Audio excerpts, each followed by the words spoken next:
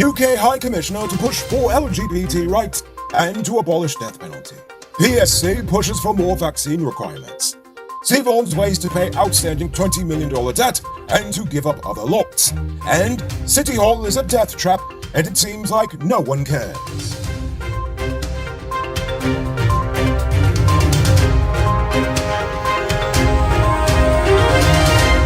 I am Noriko Bulford, and this is Uncut News.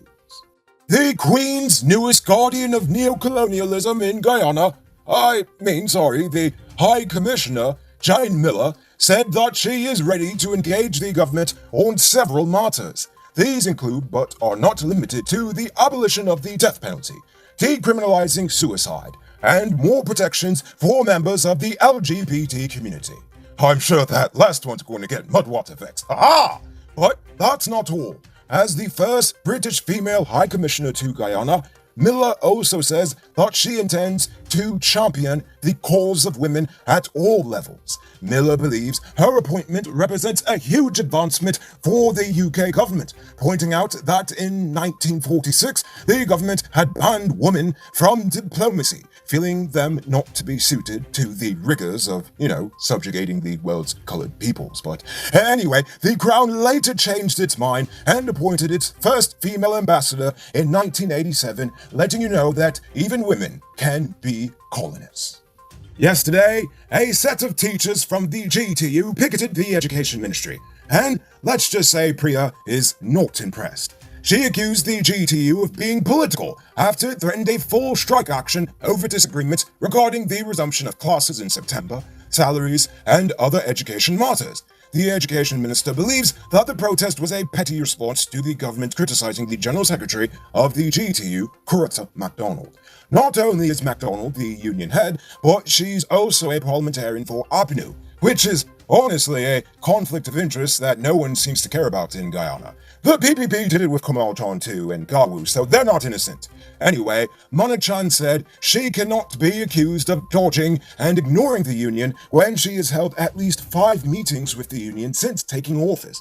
As such, she feels that it was improper for them to go public with the complaints, as many of them are currently under negotiation. But here's a pro tip about democracy. Always keep your union heads and your political heads separate. Monkey see, monkey do. The Private Sector Commission said they like what they're doing in America and France when it comes to the Rona, and now they want to do it too.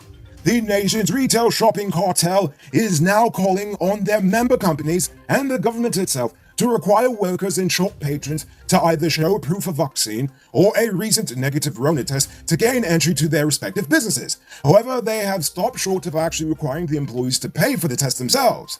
Ramsamy wants you to pay, but that's another story. Anyway, if they do convince the government to take this on, I'm pretty sure this will lead to a flourishing underground economy of fake Rona tests and vaccine results. So if you see me on the street spraying people with Lysol, mind your business. Last night, the REO for Region 9, Carl Singh, was arrested for attempted murder. According to the police, he was arrested shortly after he shot a 25-year-old woman in the abdomen while they were in his vehicle. Singh took her to the hospital where she is currently being treated. Her condition is currently unknown. Are you one of the chosen few that benefit from duty-free? If yes, then check out these amazing vehicles that just arrived at Best Buy Auto Sales. This 2016 Toyota Harrier Grand Sport Edition, this 2014 Range Rover Evoque, and this 2016 Lexus RX 200T are all on sale. They are all fully loaded and come with all modern features. Call or WhatsApp 662-0844 for more info, or visit the showrooms at Lot 171 Peterborough Street, Queenstown, or Lot 2 Lamar Street, and tell them Noriko sent you to get in on a sweet deal. Last night, 19-year-old Chandra Malla Singh was killed in an accident in Maikoni. According to the cops, she lost control of her vehicle and collided with a signboard before slamming into a utility pole. Singh was taken to the hospital, where she was pronounced dead on arrival. The police are currently investigating the death of 31-year-old teacher Peter Christian. Christian was found dead in his home 3 days ago in Kurakok village, South Pakaraimas. According to his father, Peter complained of feeling unwell at around 5 p.m., only to find his son's body naked, bloodied, and motionless on the concrete floor of their home hours later. Foul play is suspected as marks of violence were seen on his body. To keep its land on Mandela Avenue, Seabourne's Waste has agreed to withdraw all court cases against the government and give up one of two contentious plots at Peters Hall on the east bank of Demerara, as well as pay an outstanding $20 million balance on the Mandela land. The company also agreed that the old agreements will be squashed and new ones drawn up going forward. The company had already paid $80 million on the property, which was valued at $100 million. So, Morse Archer gets to keep his land, and the government gets their money. Everybody wins. Well, except for us. I mean, we're still just as broke, but whatever. A quick cent is better than a slow dollar. Sell Digicel top-up and watch your money grow. This is one of the simplest investments you can make to let your money earn you money. Call 685-3109 and get started today. It's now time for today's Rona Report. Today, the nation recorded 65 new cases. There are now 515 persons dead, 15 persons in the ICU, 1,093 persons in home isolation, and the total number of confirmed cases around the nation now stands at 21,733. So please, people, wash your hands frequently. Avoid touching your nose and mouth and mask up before you leave the house. When you do leave home, try to avoid enclosed spaces and large crowds, and remember to give 6 feet of space between you and others. 3 men who have been accused of robbing a businesswoman in Rockstone have been remanded to prison. Yesterday, Elijah Hollingsworth, Dane Bowen, and Joel Morrison were jointly charged with the armed robbery of Diane Ross. It is alleged that on last Friday, the 3 men robbed her grocery store and carted off several items and a quantity of cash. The 3 men were reportedly in the woman's store earlier in the day and returned that evening to carry out the robbery because, they're smart. Obviously. One of the men was actually recognized by the woman's grandson, allowing the police to easily identify the trio. They will be on remand until their next court date in August, where hopefully they go back into jail. You there, Mr. Truck Owner. A great place to get high-quality truck parts and engine spares for low prices is Powered Automotive. They stock parts for DAF, Freightliner, Mach, International, and all models of Cummins engines. Visit them at Lot 1161 E.E. Eccles or call them on 697-0171. Save big on truck parts at Powered Automotive, the #1 heavy-duty truck parts store in Guyana. Real thing. And now for our stupid news of the day. You know what's stupid? The decrepit state of City Hall in Georgetown. I have to give our younger viewers a little history lesson so you can fully absorb just how stupid this current state of affairs truly is. This building is 131 years old, but at this point, it doesn't even look like it'll make it to 132. It is a piece of history, but the city and central government treat it like a piece of crap, which is a genuine shame. The building's architecture is unique to the region. However, it was more than just an old center of colonial power. It was also a concert hall, where events used to go on even until Burnham's time. Ask your granny if she still remembers. This building should undergo proper historical restoration. And you know what? Jagan actually tried. Well, at least he got it a tentative place on the UNESCO World Heritage Site list.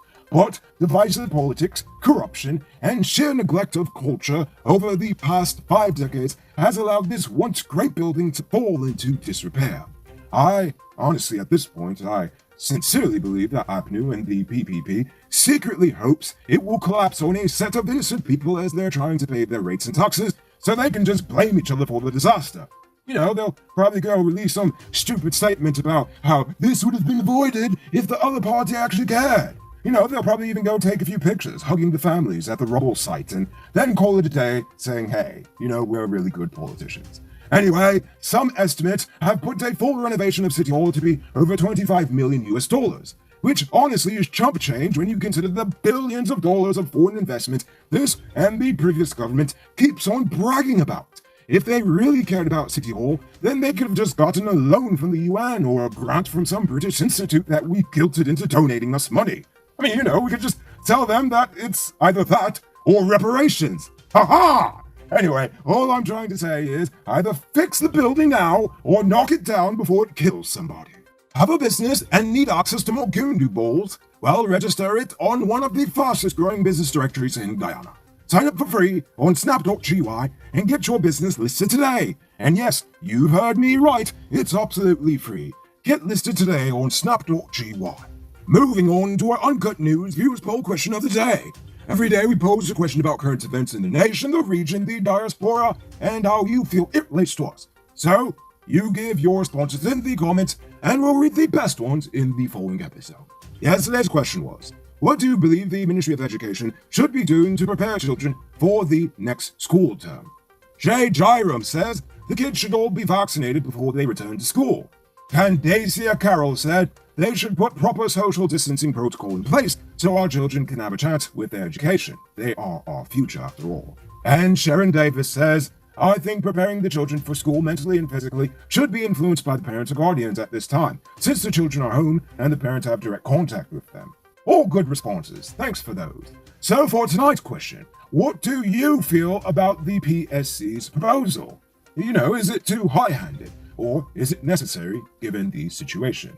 Now, before you go and answer, don't take my word for it. I want you to actually go and read their statement word for word, and then come back and tell us what you think in the comments below. If your response is good enough, we just might feature it in our next episode. Anyway, that's all the time we have for tonight. Check us out tomorrow for another. Until then, I'm Rico Bulford saying good night, folks.